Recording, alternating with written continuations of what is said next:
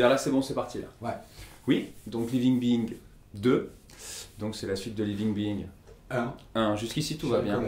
Voilà, en fait, bon, c'est plus pour un clin d'œil en fait au groupe de rock dont je suis absolument fan, que ce soit Deep Purple qui a fait Mark 1, Mark 2, Mark 3, ou Led Zeppelin 1, 2, 3, 4.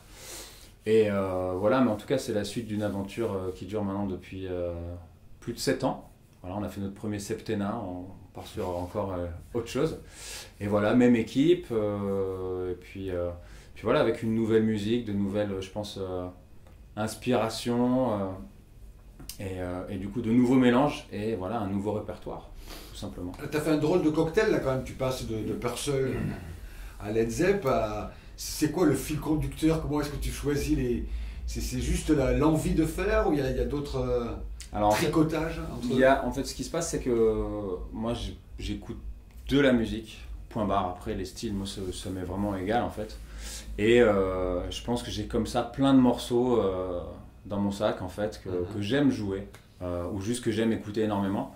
Et qu'est-ce qui fait qu'on peut se retrouver dans un même disque avec Henry Purcell et Led Zeppelin? C'est tout simplement le son du groupe en fait, dans lequel on est.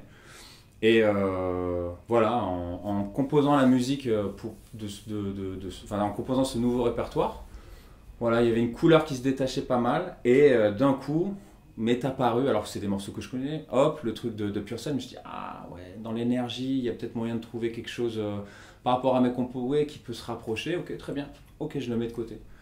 Et après, je sais plus, je suis retombé encore sur du Led Zeppelin, parce que j'écoute ça régulièrement. Je dis, ah ouais, mais Led Zeppelin aussi, ah oui, là ça pourrait marcher, tiens. Et en fait, il y a des idées qui se mettent en place, mais c'est vraiment sur le moment en fait. C'est pas un truc prémédité. Je me dis pas, tiens, le prochain, je vais faire ça. C'est vraiment au feeling, mais le truc qui guide vraiment en fait le choix des reprises en tout cas, enfin si reprise il y a, c'est vraiment sur le son, parce que je pense que c'est un élément hyper important au sein de ce groupe-là, c'est le travail du son. On n'est pas forcément dans un gros travail sur qui fait les solos, comment on arrange tel truc ou quoi. C'est d'abord le son de groupe sur telle ou telle chanson, comment on va arranger en fait finalement le son sur chaque pièce en fait. Dans ta manière de concevoir l'ensemble, il y a une chose très intéressante, c'est que tu n'as pas une vision pyramidale avec le soliste en haut et les autres qui rament derrière.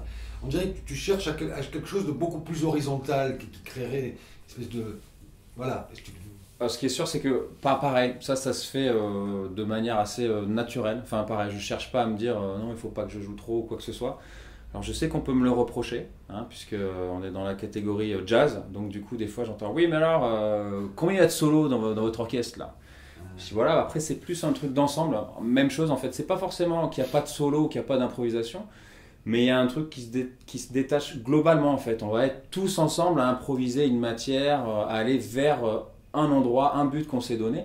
Après par moment il peut y avoir un soliste qui se détache, parce que on aime ça aussi, mais c'est aussi parce que la musique le demande. Après moi je suis pas dans l'idée de faire des solos pour faire des solos, même si tous les musiciens qui constituent cet orchestre, non, et puis même c'est tous des super solistes, il n'y a vraiment aucun doute là-dessus, mais je pense qu'on est vraiment dans un truc au service de la musique qui est proposée, et moi le premier, parce que c'est pas moi qui gère la musique, c'est un truc qui est au-dessus de nous en fait, je pense.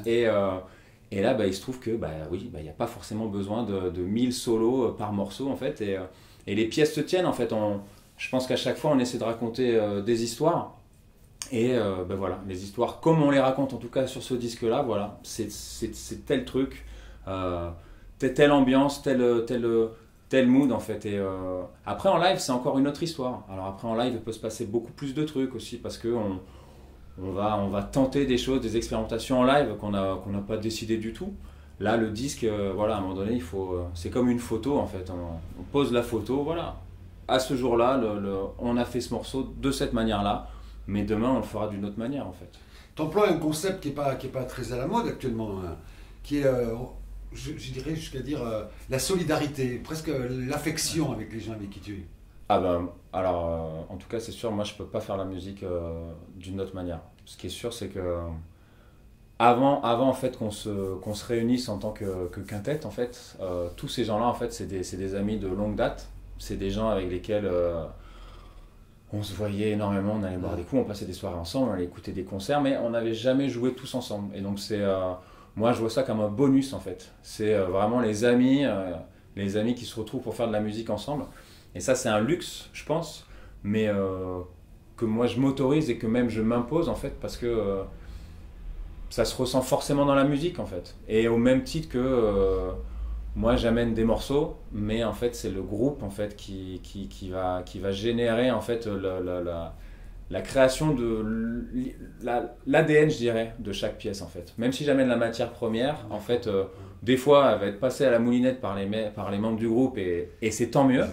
Et d'autres fois où j'amène le truc et en fait ça marche, ok, très bien. À partir du moment où en fait on trouve un caractère où tout le monde arrive à s'y retrouver personnellement, en fait c'est ça qui prime. Donc c'est vraiment un travail d'équipe et ouais, de solidarité. C'est-à-dire que la musique serait un sport collectif en fait, pas un sport individuel. Ah bah carrément. Enfin là je pense oui, de toute manière. Même s'il y a par exemple des solistes devant, je veux dire, il y a quand même toujours l'équipe qui est là aussi. Hein.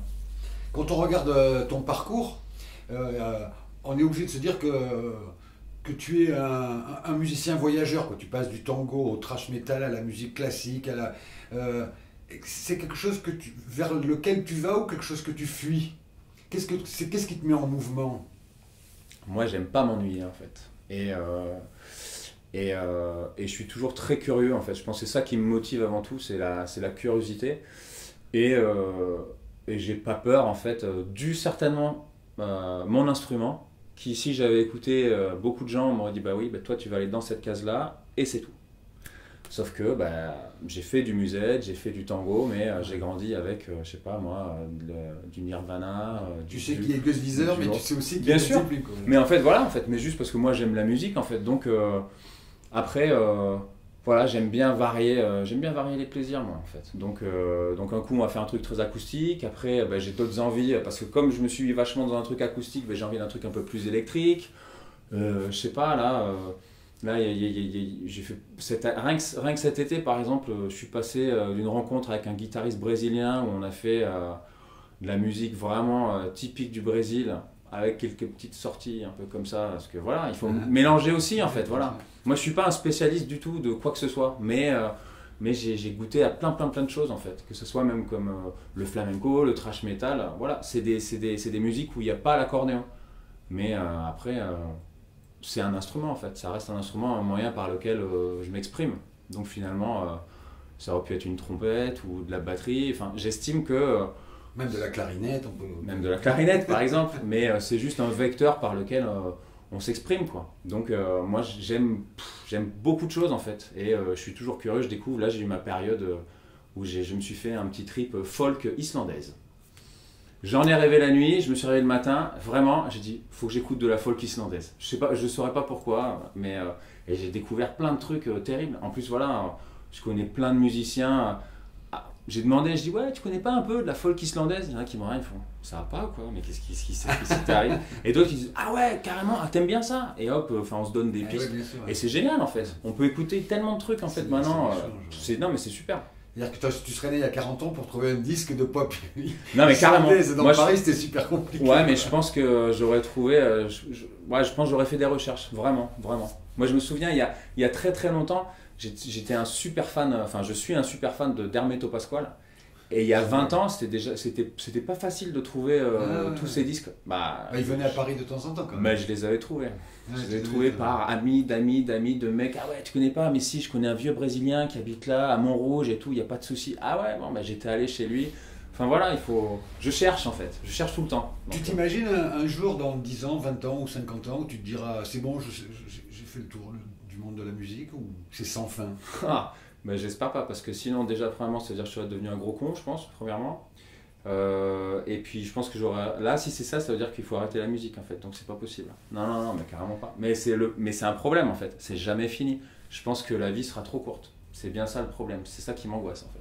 Ma dernière question, c'est une question traditionnelle dans cette petite série. Avec quel musicien de l'histoire, disparu aujourd'hui, tu aurais rêvé jouer? J'aurais rêvé de jouer avec Bill Evans, le pianiste, parce que c'est à cause ou grâce à lui en fait que je me suis mis à faire du jazz. Et j'aurais aimé, c'est sans dire de jouer avec lui, mais genre, je sais pas, le rencontrer, parler avec lui, lui exprimer tout le bien qu'il m'a fait, en fait, et ouais. Et pourquoi pas jouer avec lui, oui, bien entendu. Merci. Merci.